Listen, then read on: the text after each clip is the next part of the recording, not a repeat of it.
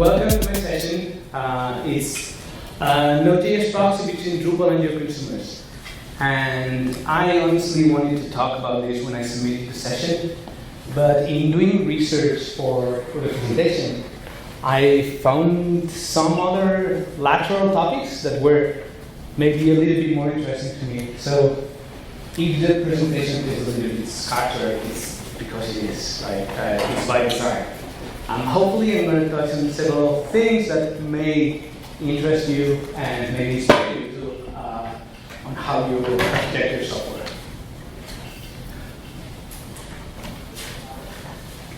I live on an island. It's not similar to Manhattan. It's the other type of island, the one with beaches and the one with palm trees, etc. I live there because I work remotely, and I'm a Node.js and PHP backend developer, and I'm the maintainer of Decoupled Drupal. I authored and maintain the JSON API module, JSON API extras, simple auth, JSON API boost. I also maintain SAP requests, consumer yourself, and a bunch of more. So I really wanted to have this decoupled Drupal going. I really believe this is the best way to write software. And I love Drupal because it has nice features, and that's been my goal for a long time.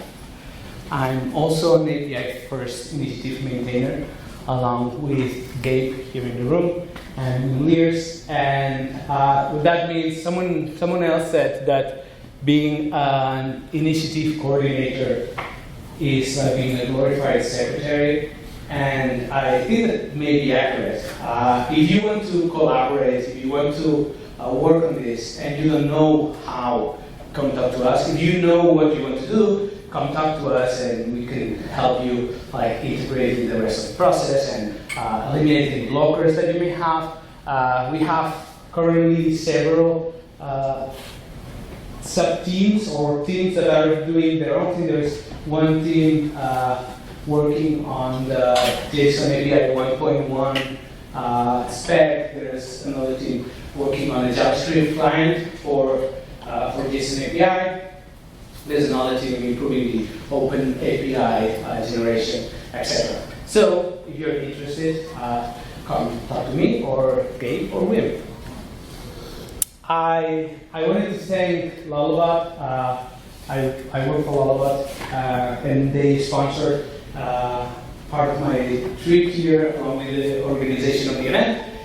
We are a strategy design and development agency that we deal with large-scale publishers. So if you like or use any of the modules that I mentioned before, it's partly because I have the time. I don't have to commute, I have free time. They sponsor also some hours every week, and if you are a large publisher and want to talk to us because you have cool challenges that you think we can help you with, that'd be awesome. So, these are the spoilers. We will talk about a little bit in general about something that you already know, because I assume that most of you write software, and that is the power of abstractions. That is something that we deal every day. I'm going to elaborate a little bit on that and what I mean when architecting decoupled software.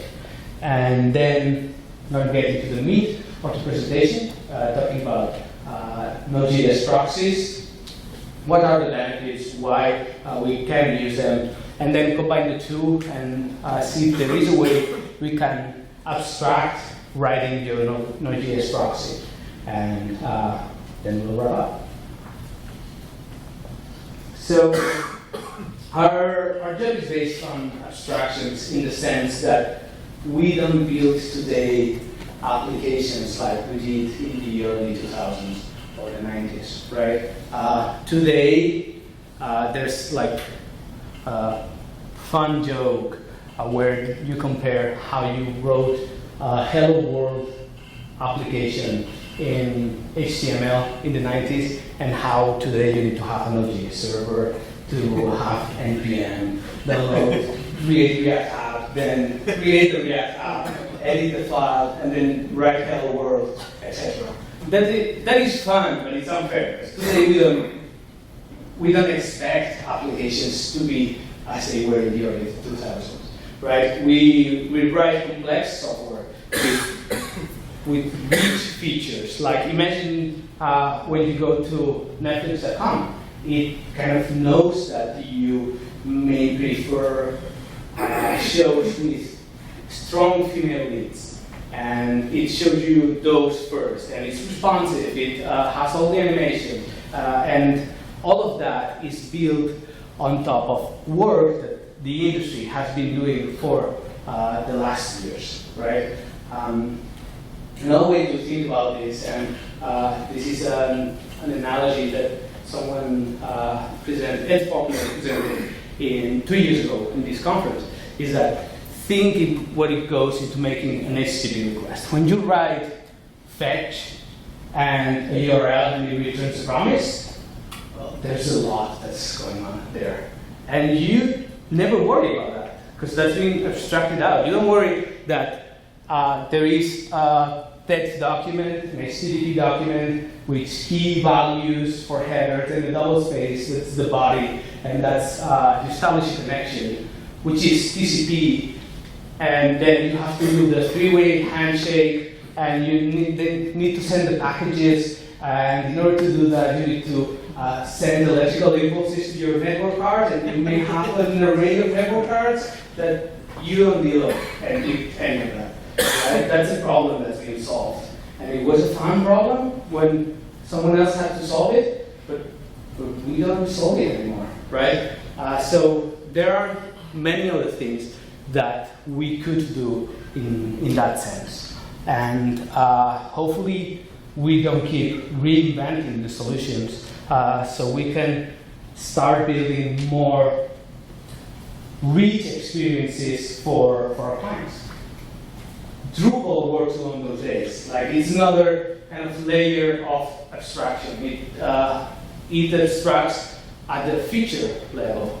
And just like you don't worry about implementing the TCP protocol and sending the HTTP request that may be libcurl doing it for you, you don't start writing your application with your user authentication module. Right? That's something that's been done.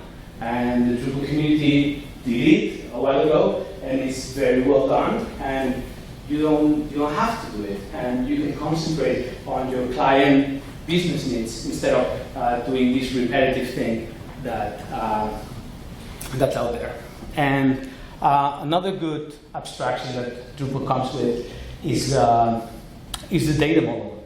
That's my favorite by far feature of Drupal, is the data modeling tools. It allows you to build any data model that you can come up with and represent your client business needs, or using the entity API. And that's the abstraction. Other frameworks or technologies use active record patterns that kind of map the database and the content model, or use ORMs to kind of achieve the same concept. But in Drupal, we have the entity system. And more powerfully, we can have other modules assume that the entity system is what is modeling your data, so more interactions can be abstracted out. Like, so you can build things like the group module, which gives you access to certain entities and certain kinds of the content model based on some rules. You can have maybe write your custom field style, and since you're following the same rules, you have support for views, you have support for entity API, you can have complex queries on your content model just by following that, and that is one of the nice things. So my desire and next step is to just abstract the whole PHP application, the whole Drupal, and put in front of it an Node.js server. So in the end, your content repository is abstracted out for you. And that is something that today is already a reality. And that is something that, that Contenta does. And here I'm saying Contenta, but you could say Decoupled Drupal. Like, Contenta is no more than an install profile with several modules and some configuration out of the box. But the point is that you just download Drupal, configure it, and forget about it. Like, you have a full and feature-rich content repository that you can start using to build your application, and more importantly, provide value to your client or to your product if you are your own client. And it comes with many nice abstractions and features. It comes with a full content repository, read and write, with the JSON API, with support for the JSON API specification, which is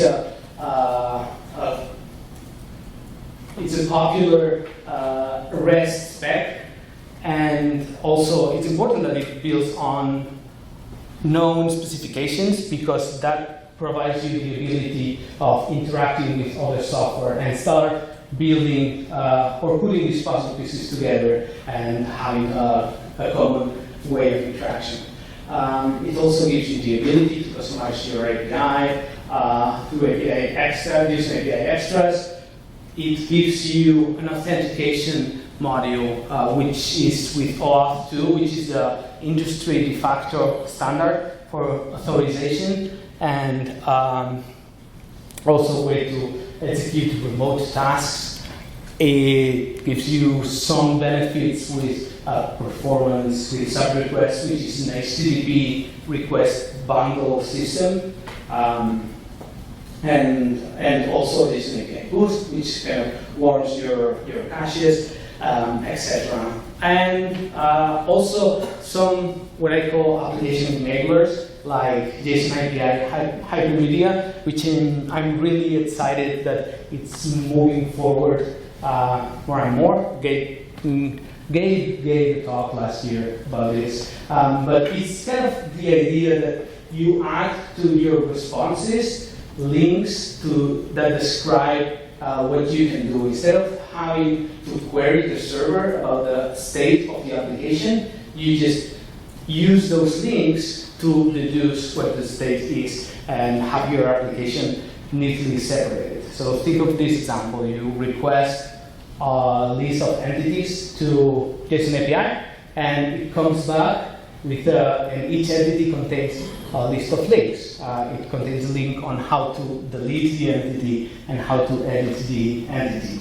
The presence of the delete link means that the user can actually delete the link. So the application will, one, know that it can show the button that the entity can be deleted, which is very frustrating. You just show a delete button and then you say, oh, you don't have permission for that, right?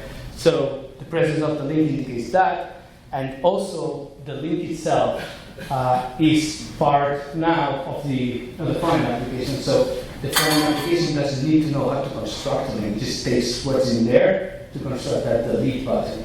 So later on, you can change the route of that link if you want.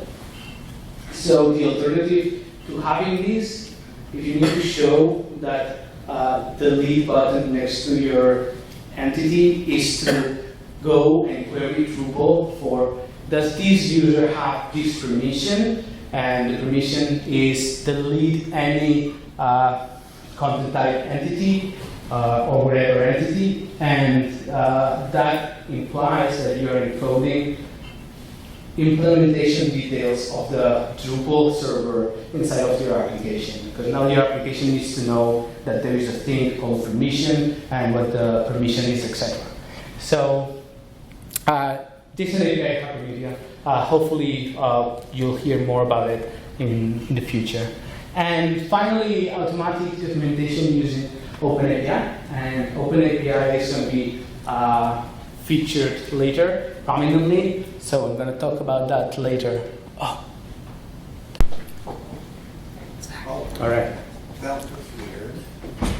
spent too much time on that slide. Oh, only one came up. Here, hold on, let me get, continue on getting that ABI. Can you see that screen? Yes. Yes. Oh, right. Just make me wish. So there's a lot that we have in Decoupled Drupal. That was kind of an overview of the features that you probably need when building a decoupled application. But can we do more? Can we provide more helpful abstractions? Maybe now that we have Drupal contained in its neat deployed box, maybe along the stack, I think we can. And I actually think that any decoupled Drupal project needs to be seen as a node.js application. And that is something that someone looked me funny when I mentioned in a Drupal event, but I think it's safe to say in this event, right? Why Node.js? Well, if you're writing a JavaScript application, you are going to have a Node.js server, because odds are that you will need server-side rendering, and that's done in all of the major JavaScript frameworks like Vue, React, Angular in a Node.js server. And you need this server-side rendering for performance reasons and for SEO. And those are kind of features that every application wants, right? So you have a Node.js server, and I'm going to argue that you also want to have a proxy. And then, given that you have a Node.js server and that you want proxy, why not use that server to host your proxy? So that's why I think that a Node.js server with the proxy makes a lot of sense. But why a proxy? Well, I think that there are several advantages. The most important for me being that it provides with extra flexibility. You have an array of consumers, Android app, JavaScript app, and an iOS app. And then you have an array of services or servers. Because, like I said at the beginning, we build complex products, or we have complex projects nowadays. And they have a lot of features, and odds are that just with Drupal, it's not going to be enough. Like, you're going to need more stuff to put into your project. So in this diagram, you can see that you have the front-end apps at the top, then the Node.js server. They all interact with a single service, the Node.js proxy. And then you can have things like your content APIs, here with a contentajs logo. You can have more than one, and hopefully you will have more than one. But you can also have third-party APIs, like if you're displaying weather information, you may be hitting an external third-party API. You can also have, and probably you will start having more of these projects in the future, like A/B testing, with maybe you're using an A/B testing service, which kind of takes care of setting up the experiment and measuring the success and giving you a hint of whether you should use the variant A or B. Also, personalization.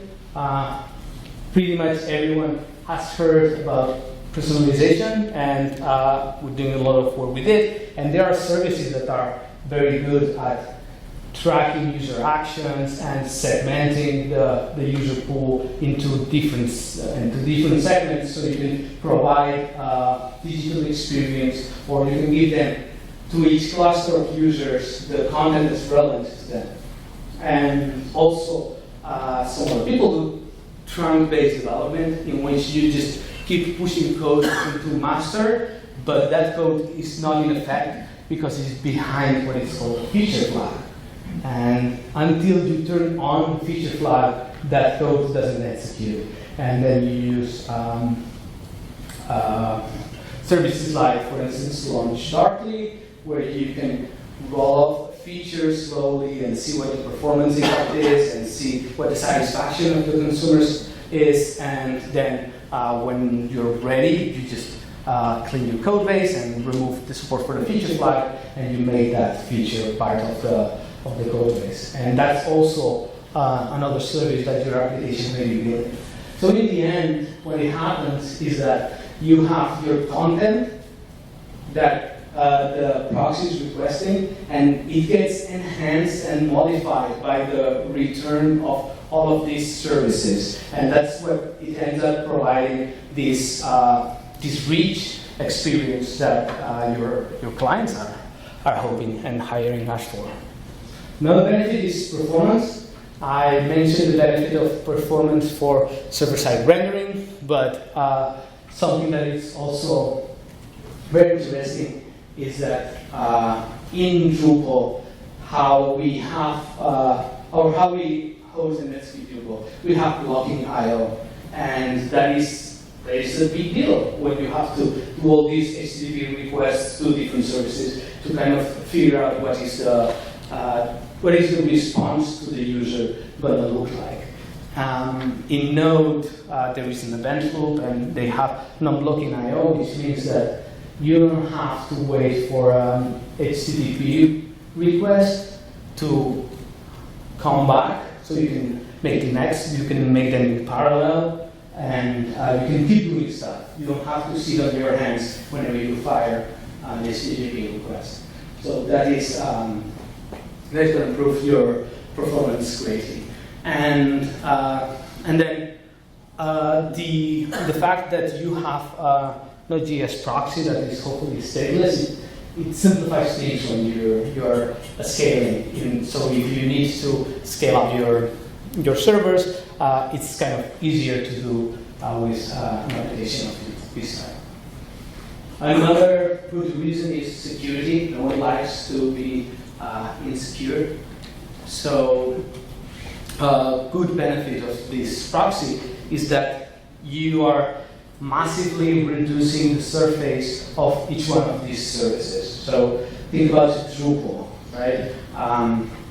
You know how big the surface of Drupal is, and that sometimes opens you to security vulnerabilities.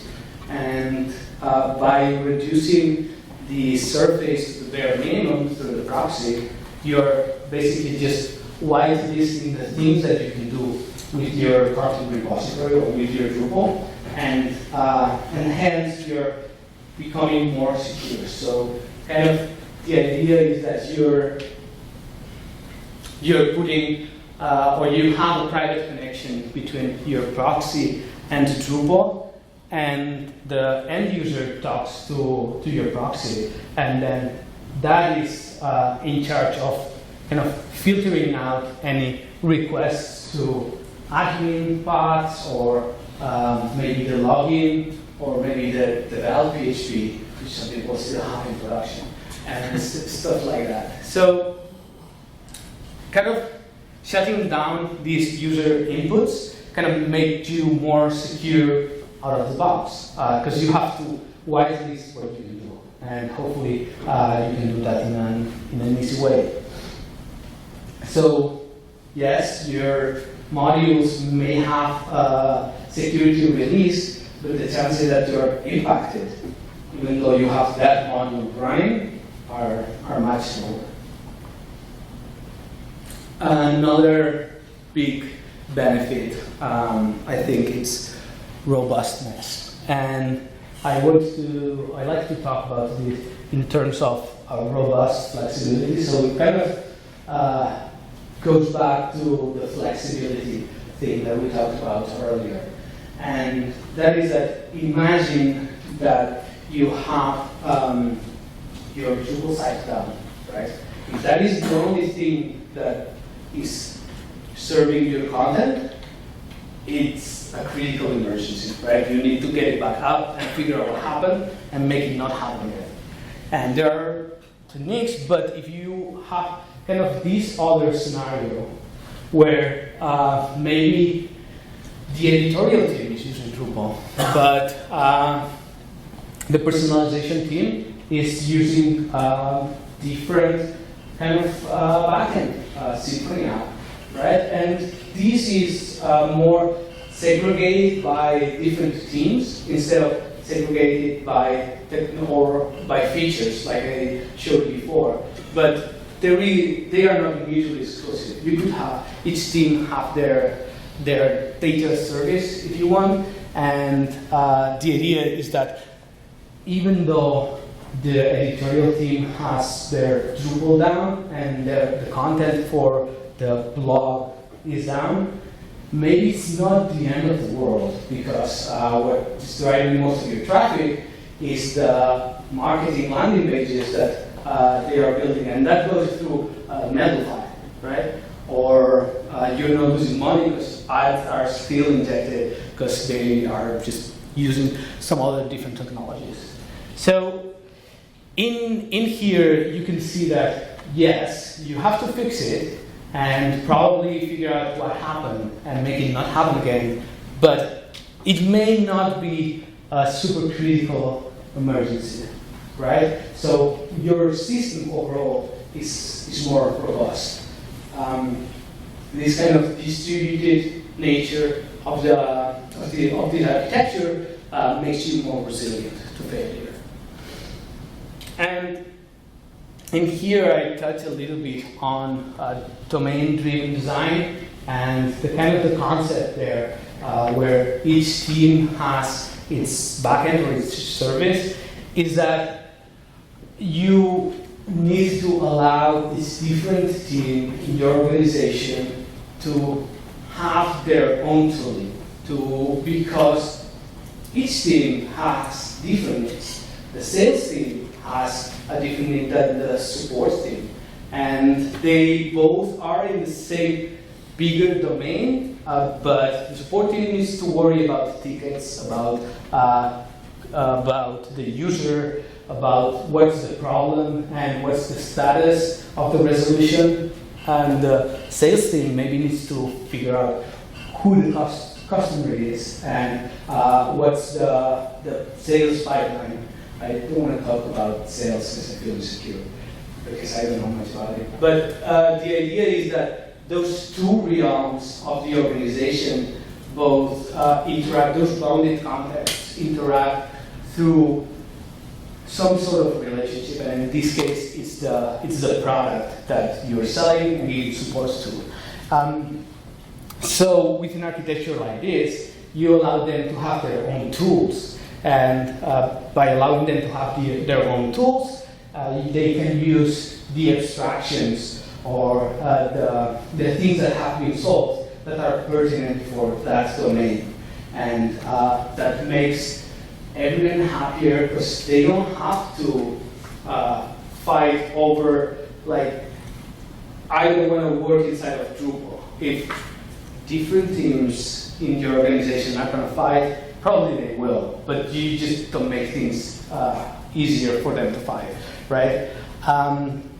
So this is kind of a way to structure your application, and by making everything cohesive through this node.js proxy, you have a good user experience because everyone can do their job better. I have to admit that I had a typo in this slide, and for the longest time I was presenting, like rehearsing, because I'm mindful of your time. And I want to spend as much time as possible to give you a good presentation. But I didn't realize that I had a different title. So I kept it because it was fun, or at least it was fun to me. Change the background. Anyways, so let's move on. We said that we were going to try to see if we can abstract or kind of take out of our plate the work for this kind of proxy.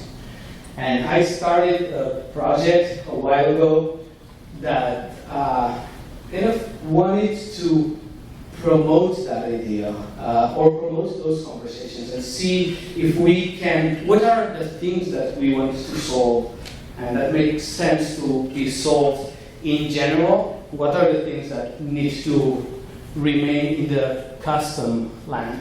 So I am a programmer, and what I know is how to create a GitHub repository, and I created a project called contentajs. I'm going to show a diagram, but please don't try to read everything and understand the diagram.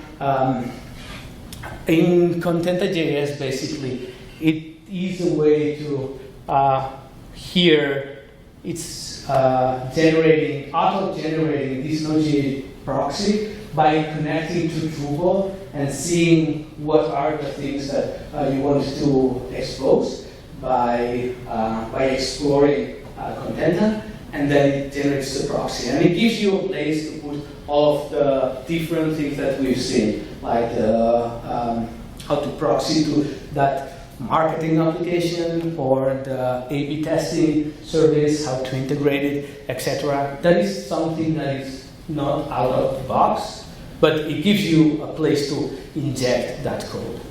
So that's the repo. Go and inspect it, give the star if you want, but most importantly, go there and start conversations in the issue, things that you would like to see and that make sense for us to solve together, and forget about that. You may have noticed that I said that the code for the proxy was auto-generated for Drupal. And that's done based on OpenAPI. Drupal can generate OpenAPI documents, which is a format that kind of lets you describe what your API looks like, and not only that, it would not only that, but also how to interact with the API. And this is a quote from the OpenAPI initiative, which kind of is an evolution on the Swagger format. And what it comes down to is that it's a vendor-neutral description format. So any API can be described using OpenAPI, and version 3 of OpenAPI it lets you specify a lot. So it's rapidly becoming the standard of describing APIs. And if we can describe APIs, we can have if we can have an API described, we can have the proxy be auto-generated, and that means that we need to do less work. And applications like Drupal, thanks to the OpenAPI module, which is using the same bridge over there for, can do that automatically. But maybe other applications like the personalization thing that I mentioned, that maybe using a Symfony app, they manually maintain that, and then the description and the documentation of the API becomes the source of truth, because it's powering the runtime, and it's what's powering the application. So there is no way that the documentation gets out of date. And if you have to write documentation, you know how difficult it is to maintain accuracy of the latest state of the application. So just generate the OpenAPI document, which describes the routes, meaning that in that document you have some place that says that in /node/page/1 to 3, you can get something out of Drupal, and therefore your proxy can see, okay, this is a valid route. If it can't find a valid route in any of the OpenAPI documents that you're filling your proxy with, then you won't bother Drupal. You won't add unnecessary load to Drupal to try to find a page that that it already knows that it's not going to find. So it responds with 404 directly. Just like if you try to send a post request to /node/page/123, and that payload to create a page doesn't conform to the schema that this OpenAPI document says, it's going to reject it. And again, it's not going to bother Drupal. So you have other benefits besides just auto-generating the proxy.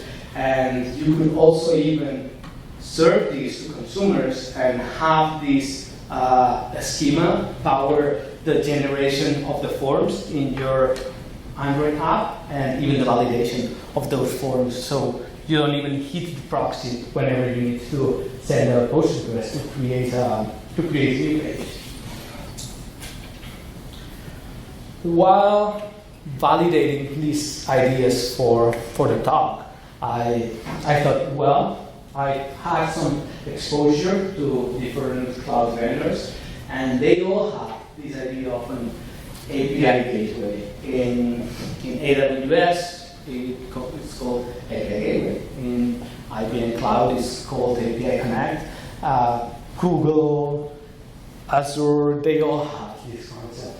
And the idea is that, well, I'm going to try to do this without having this kind of Node.js server, right? I'm just going to use this API Gateway product, which, by the way, already has support for OpenAPI. So that was kind of a nice validation of, okay, this is not a crazy idea. Like other smart people at Amazon think it's a good idea as well. And I tried to build this. The problem that I faced is that while it is very tempting to do this, because you don't need to write or host anything in an architecture like this, you don't have the ability to do computations. So you can proxy requests to the end destination, like the weather API or your data services, but you cannot just modify the request based on responses on other things.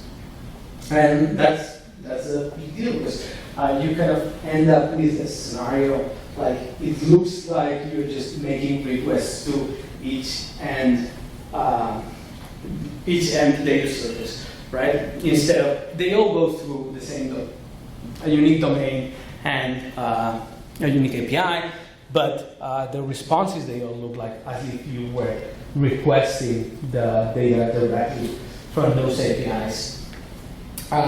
So that's not what we want, because that doesn't ease the process of creating these feature-rich experiences.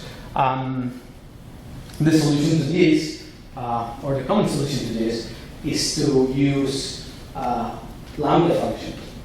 And again, those Lambda functions exist in every cloud provider, and the idea is that you kind of trigger one of these functions and execute some computing logic, and then you return. And you may return directly to the consumer, but you can trigger all the lambdas, etc., etc. In AWS, you even have step functions that kind of deal with stuff like that.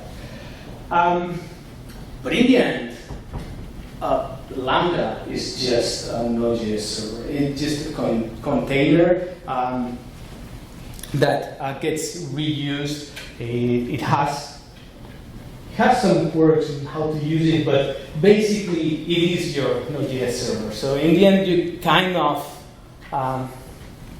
end up in a similar situation where you have the same pattern, the same architecture, but the server is inside of Lambda. Does that make sense for all projects to have it in a Lambda? Maybe not. I faced some problems in Lambdas that I couldn't overcome with a serverless approach, and I ended up hosting my Node.js server anyways. But in other scenarios, you're going to hit those limitations, and then you're fine having your lambdas there. And finally, to wrap up, would I use this pattern everywhere? And then just realizing the other day I read a quote, someone saying that there is a law that any headline that ends with a question mark can be summarized as the word no. No, I wouldn't use it everywhere. Makes sense for many of the Decoupled projects. I would say, I don't know, maybe 90% of the projects I would, but there are use cases where, like one of the foundations of this whole train of thought is false. Like, if you have a project that is maybe an intranet that only allows authenticated traffic, that you don't care about SEO because you're not indexing anything, and performance is not critical because it's very low traffic and it's only internal traffic, then you maybe don't need server-side rendering, and then you don't require to have a node.js proxy, a node.js server, and therefore you can have a proxy in a different technology or have no proxy at all. So not always, but pretty much all the time I will choose a pattern like this. And that's because it may be okay for me today to access Drupal, the decoupled Drupal application directly from my consumer, but there is no guarantee that this is going to be true by the end of the project or by 2 months into the project. I'm sure that this has not happened to anyone else, but I've been into projects where the requirements evolve with time. And accounting for that at the beginning when you're architecturing your software is kind of, it's a good move, and it has saved me quite some time to follow in the past. So, ta-da, that's it for me.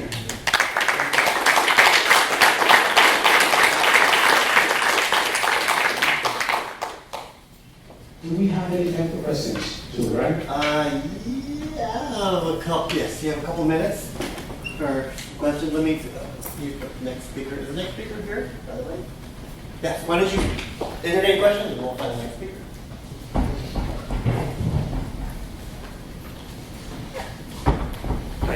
Can you hold the questions so that we hear much? The question about the sub-requests on the node server. Obviously, when the sub-request module in Drupal, we can chain together various requests in Drupal into one single request from the application. If sub-request is now on a node.js server, does that mean we can chain requests across the various sources from if a Solar request, chain that into a Drupal request, then into a request from another source? Yes, that's exactly right. So the sub-request module and sub-request Node.js project are kind of similar. Well, they're very similar. The idea is that you bundle different HTTP requests with a blueprint, and you specify how to take the response of one and then act to make another request with that. The benefit of doing it at the proxy layer is that you don't involve the application connection, which is always the slowest thing. So when you do it like that, you have servers talking to servers, and hopefully that is near as real life. So, but yes.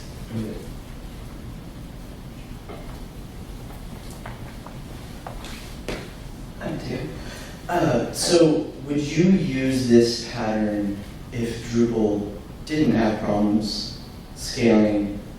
Is this only necessitated due to like resiliency, or is this a pattern that you use in a CNS that didn't have those kind of issues? Thanks, Luke. No, I would still use it. I think that there is still a lot of value in separating, like I mentioned in the slides, each project by the different domain of expertise. And if you do that, you may end up with different Drupals, like an array of Drupals, or different technologies, whatever works for each team. But you still need a single proxy to make the response cohesive and take it to the user.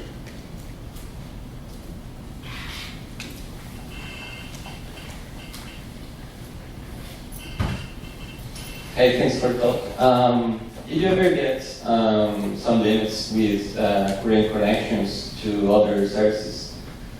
Like, for example, keep alive things, like the full connections on the node.js? Because I have that kind of problem sometimes.